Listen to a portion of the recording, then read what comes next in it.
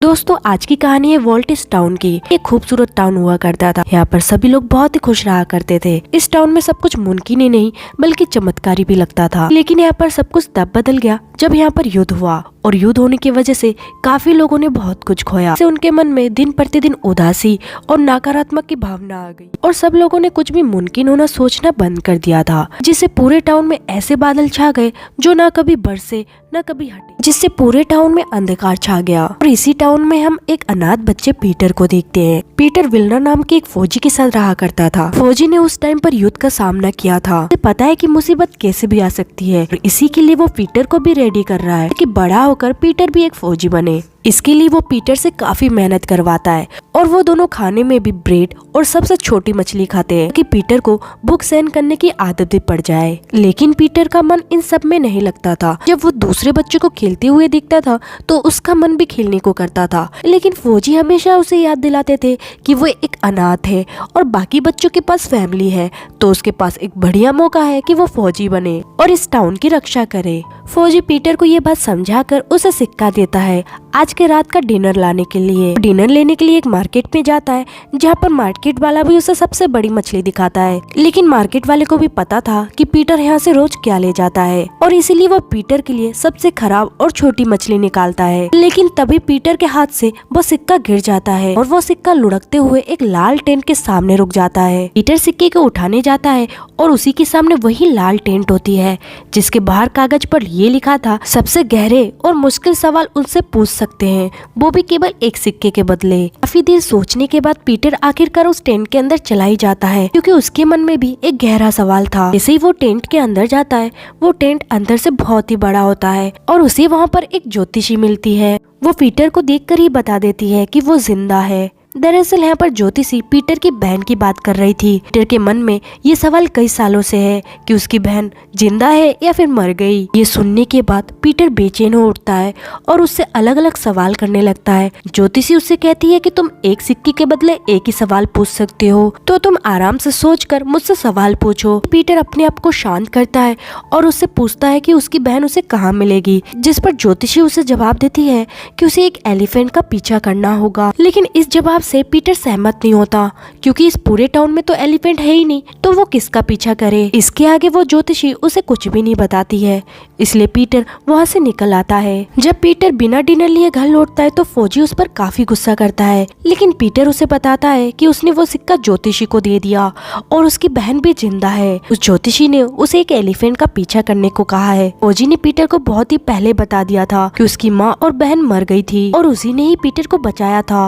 वो केवल इतना ही कर सका। वो पीटर को एक बुक दिखाते हुए कहते हैं कि ये बुक हमारे फौज में डेस्मिट की थी, जिसे पढ़कर वो काफी इमोशनल हो जाता था, क्योंकि ये बुक उसकी माँ उसे पढ़ के बताया करती थी, जिससे उसे हमेशा अपने घर की याद आती थी। इसी वजह से फौजी ने वो बुक एक दिन चुरा ली। इसके बाद से ही डेस्मिट उनके सेना का सबसे बहादुर और ताकतवर फौजी बन गया। और पीटर ने भी आज कहानी सुनी है जो कि झूठी है, क्योंकि इस टाउन में तो कोई भी एलिफेंट नहीं है। वो पीटर को उसकी कहानियों की दुनिया से बाहर आने को कहता है और उसे मार्चिंग करने को कहता है। पीटर के मार्चिंग करने के वजह से नीचे मार्टिन और उसकी पत्नी को भी दिक्कत हुआ करती थी और वो पीटर पर तरस खाया करते थे, क्योंकि वो काफी छोटा बच्चा था और इस उम्र में उसे इतनी सारी प्रैक्टिस करनी पड़ती थी। उसी रात कहीं और जगह पर एक मैजिक शो चल रहा था, जहाँ पर जादूगर ने अपनी सारी ट्रिक दिखा दी थी, लेकिन लोग इन सब ट्रिक से बोर हो चुके थे। इस वजह से वो जादूगर काफी निराश हो जाता है और अपना आखिरी ट्रिक दिखाने के लिए एक लेडी को बुलाता है। इसके बाद वो जादूगर एक मंत्र को पढ़ने लगता है,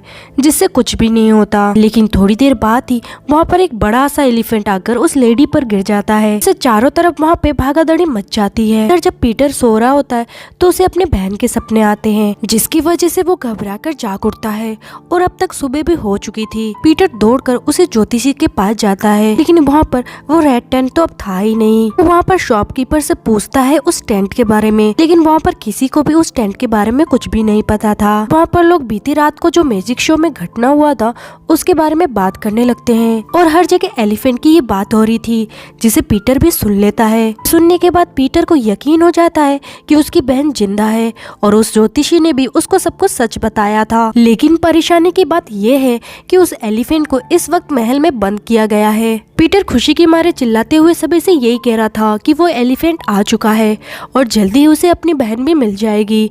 तभी बाहर उसे मार्टिन भी मिलता है और उसे भी इस एलिफेंट के बारे में पता चल चुका था। वो पीटर के लिए खुश होता है और उससे कहता है कि वो एलिफेंट से मिलने में उसकी मदद भी करेगा। पीटर इसके बारे में फौजी को भी आकर बताता है, लेकिन उल्टा फौजी उसके ऊपर और गुस्सा हो जाता है और कहता है कि वो एलिफेंट तुम्हारे किसी भी काम नहीं आने वाली। लेकिन अब पीटर ने ठान लिया था कि वो अब अपनी बहन को ढूंढेगा, क्योंकि उसे अपने बहन के होने पर पूरा विश्वास है। उसी तरफ हम उस जादूगर को देखते हैं जो कि जेल में होता है। वहाँ पर वो लेडी भी आती है और उससे कहती है कि उसने जानबूझकर उसके ऊपर वो एलिफेंट गिराया की वजह से उसके पैर टूट गए।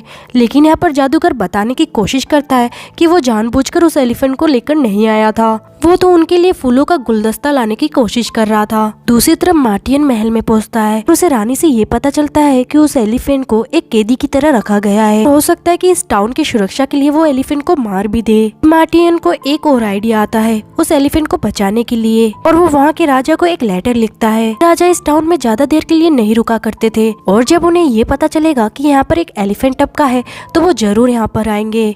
अगले दिन महल में राजा भी पहुंच जाते हैं और एलिफेंट को सजाकर उनके सामने पेश किया जाता है और वहाँ पर पीटर भी आ चुका था। हम देखते हैं कि कुछ कलर एलिफेंट के आँख में चला गया है जिससे उसे दिक्कत हो रही थी। इस वजह से वो बेकाबू होने लगती है जिससे वहाँ पर सभी लोग डरने लग जाते हैं। लेकिन पीटर को एलिफेंट की प्रॉब्लम समझ आ जाती है। वो आगे आकर एलिफेंट को संभालता है। वो एलिफेंट के सामने पानी से भरा हुआ एक बकेट रख देता है जिससे एलिफेंट अपने आप को साफ कर लेती है और पीटर की बहादुरी देखकर सभी उसके लिए ताली बजाते हैं। और अब रानी डिसाइड करती है कि इस एलिफेंट का ख्याल आज से पीटर रखेगा। लेकिन पीटर इसके लिए मना कर देता है और कहता है कि ये एलिफेंट उसके लिए बहुत ही जरूरी है। ये एलिफेंट उसकी खोई हुई बहन को ढूंढने में मदद करेगा, इसलिए वो रानी से कहता है वो एलिफेंट उसे सौंप दे। अभी वहाँ पर वो राजा भी आ जाता है। वो राजा पीटर से कहता है कि अगर वो उसके दिए गए 3 नामुमकिन चैलेंज को पूरा करता है तो ये एलिफेंट उसका हो जाएगा। और इस चैलेंज के लिए पीटर भी मान जाता है और उसका पहला चैलेंज ये होगा कि उसे राजा के सबसे बहादुर सिपाही से लड़ना होगा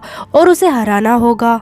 लेकिन पीटर इसके बारे में ना सोचते हुए रात को ही प्रैक्टिस करने लगता है और मार्टिन उसे तलवार चलाना सिखाता है। दूसरी तरफ इस टाउन से दूर हम एक छोटे से गांव में एडेल को देखते हैं कि पीटर की ही बहन थी। उसे सपने में एक एलिफेंट दिखाई देता है और वो इसके बारे में आकर अपने सिस्टर को बताती है, लेकिन सिस्टर उसे समझाकर फिर से सुला देती है। और इधर हम महल में देखते कि उस एलिफेंट को भी अपने परिवार के सपने आ रहे थे। वो सपने में देख रहा था कि वो अपने परिवार से कैसे अलग हो गया। वो डर कर जाग जाता है और हम देखते हैं कि पीटर भी वहाँ पर आया है। पीटर उसके सामने एक मैप खोल देता है, उसे वो जगह दिखाने को कहता है जहाँ पर उसकी बहन होगी। लेकिन एलिफेंट को तो कुछ भी समझ नहीं आ रहा था। अगले दिन महल में चैलेंज को शुरू किया जाता है और पीटर के सामने राजा का सबसे खूंखार सिपाही डेस्मिड को पेश किया जाता है। डेस्मिड का नाम सुनते ही पीटर वहाँ से भागने लगता है और उसे ये बात भी याद आ जाती है फौजी ने डेस्मिड का वो बुक चुरा लिया था और उसी के बाद से वो सबसे खूंखार सिपाही बन गया। पीटर डेस्मिड को टाउन के इधर उधर भगाता है और फिर वो फौजी को झांसा देने के लिए बिल्लियों की लड़ाई करवा देता है, जिससे फौजी का ध्यान उन बिल्ली पे चला जाता है और पीटर चुपके से अंदर घुसकर उस बुक को ले लेता है। पीटर अब डेस्मिड के सामने जाता है जहाँ पर डेस्मिड उसे देखकर उसकी तरफ तेजी से दौड़कर आता है और तब फौजी भी अपने दूरबीन से डेस्मिड को देख लेता है। से वो पीटर पर वार करने वाला होता है। पीटर उसकी बुक उसके सामने कर देता है। उस बुक को देखकर डेस्मिड की सारी पुरानी यादें वापस आने लगती है और उसे वो पल भी याद आ जाता है जब उसकी मॉम इस बुक से उसे कहानियां सुनाया करती थी। वो तलवार फेंक कर अपनी बुक को फिर से पढ़ने लगता है। ये चैलेंज पीटर ने जीत लिया था, जिसे राजा भी काफी खुश होता है। आगे राजा पीटर को दूसरा नामुमकिन चैलेंज बताता है और वो बताता है कि उसे उड़ना होगा, जो कि सुनने में सचमुच नामुमकिन लगता है। टाउन में फिर से पीटर की वजह से सब में उम्मीदें जाग रही थी और हर जगह सब पीटर की इस नामुमकिन चैलेंज के बारे में बात कर रहे थे। और ये बात एक दूसरे से होते हुए एडेल के पास भी पहुंच जाती है। पता चलता है कि टाउन में एक एलिफेंट आया है। वो तुरंत अपने सिस्टर के पास जाती है और उनसे रिक्वेस्ट करती है कि वो एक बार टाउन में जाकर केवल उस एलिफेंट को देख कर आएंगे। पीटर इसके लिए मान जाती है। घर पे पीटर उड़ने के लिए तैयारी कर रहा था, लेकिन फौजी उसको ऐसा करने के लिए मना करता है क्योंकि इससे उसकी जान भी भी जा सकती है। वजह से पीटर फौजी से नाराज हो जाता है और वो घर से बाहर आ जाता है। तभी मार्टिन और उसकी वाइफ उसे घर के अंदर लेके आते हैं और उसे सूप पीने को देते हैं, जो कि पीटर को बहुत ही टेस्टी लगता है और उसकी आंखों में आंसू आ जाते हैं। इधर टाउन में सिस्टर और एडल भी आ चुके थे। सिस्टर को ये दुनिया काफी जालिम लगती थी और वो हमेशा एडल को सेफ रखने के लिए गांव में ही रहा करती थी। घर पर फौजी उस पल को याद करता है जब वो पहली बार पीटर से मिला था। उस टाइम पर वॉर चल रही थी और तब फौजी पीटर और उसकी बहन से मिला था। पीटर ने पीटर को उस फौजी को दे दिया था। फौजी को एक जगह में मिलने के लिए कहा था। जब फौजी पीटर को लेकर यहाँ से निकल गया तब वहाँ पर एक बड़ा धमाका हुआ, जिससे फौजी को ये लगा कि पीटर की बहन, माँ और वो सिस्टर उस धमाके में मारे गए। दूसरी तरफ सिस्टर को भी यही लगा कि एडल का भाई मर चुका है और इसी वजह से पीटर अपनी बहन से हमेशा के लिए दूर हो गया। अगले दिन देखते हैं कि नामुमकिन चैलेंज शुरू होने वाला है। टाउन के सभी लोग इकट्ठे भी हो चुके हैं। राजा यहाँ पर रानी को काफी जोक्स सुनाता है, लेकिन रानी किसी भी जोक्स पर नहीं हंसती। इससे उसे ये पता चलता है कि वॉर में रानी ने अपने भाई को खो दिया था और तब से वो बिल्कुल भी नहीं हंसी।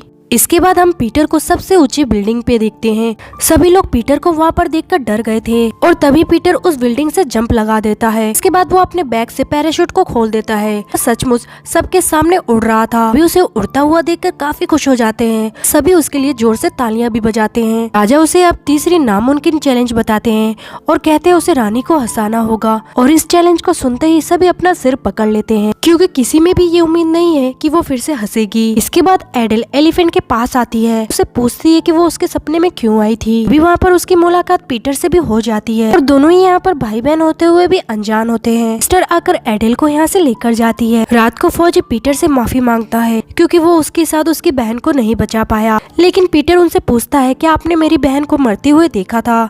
इस पर फौजी कहता है कि नहीं। भी पीटर कहता है तो वो जिंदा है। फौजी को भी उसकी बात पर यकीन है। इसके बाद पीटर एलिफेंट के पास आ जाता है और उसे इतनी तेज नींद आ रही होती है कि वो एलिफेंट के साथ ही सो जाता है, जहाँ पर वो सपने में देखता है कि एलिफेंट अपने फैमिली के साथ है। और जब वो जागता है तो देखता है कि सुबह हो चुकी है और सभी लोग महल में इकट्ठा भी हो चुके हैं। फिर वहाँ पर अपनी लिखी हुई जोक्स को सुनाता है, लेकिन वहाँ पर कोई भी उसके जोक्स पर नहीं हंसता।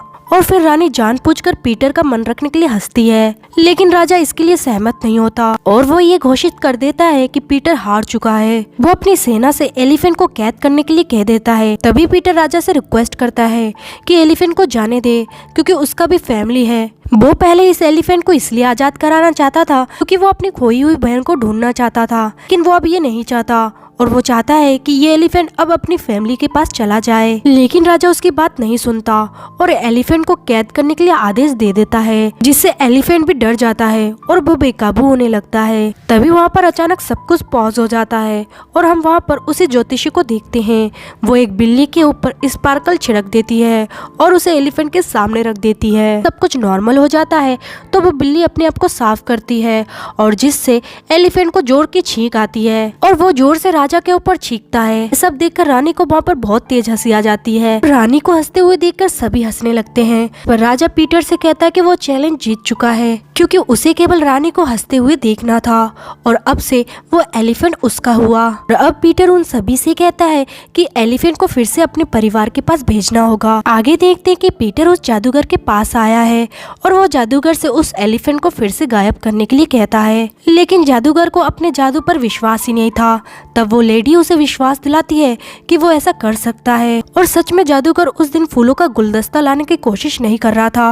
वो कुछ ऐसा करने की कोशिश कर रहा था जिससे सब में फिर से उम्मीद जग जाए। भले ही एलिफेंट वो उम्मीद ना हो, लेकिन उस एलिफेंट की वजह से सब में फिर से उम्मीदें जाग रही है। इसलिए जादूगर को भी अपने जादू पर विश्वास हो जाता है और वो अब सबके सामने मंत्रों को पढ़कर फिर से एलिफेंट को गायब कर देता है, जिससे वहाँ पर सारे बादल हटने लगते हैं। फिर से एक बार टाउन में सूरज की रोशनी पड़ने लगती है। तभी वहाँ पर पीटर के पास एडल आती है। उसे कहती है कि एलिफेंट तो उसे उसके तकदीर तक ले जाने वाला था, तो उसने एलिफेंट को क्यों जाने दिया। तभी वहाँ पर सिस्टर भी आ जाती है और अब एडल और सिस्टर इस टाउन से जाने वाले थे, पर हम देखते हैं कि पीटर के पास फौजी भी आ जाता है। भी सिस्टर की नजर उस फौजी पे पड़ती है और फौजी भी उसे देखकर पहचान लेता है। पीटर और एडल को समझ आ जाता है कि वो ही एक दूसरे के भाई बहन है। दोनों ही खुशी के मारे एक दूसरे को गले लगा लेते हैं। उससे ये टाउन फिर से पहले जैसा हो जाता है, पर फिर से कोई भी चीज नामुमकिन नहीं थी और ये शहर किसी मैजिकल शहर से कम नहीं था। साथ एडल और पीटर को एक नया फैमिली भी मिल चुका चुका है, जहाँ पर पीटर अपनी बहन के साथ बहुत ही खुश है। और हम एलिफेंट को भी देखते हैं, वो अपने परिवार के पास पहुँच चुका है और वो भी अपने परिवार के साथ बहुत ही खुश है। और इसी के साथ ये प्यारी सी कहानी यहाँ पर खत्म होती है।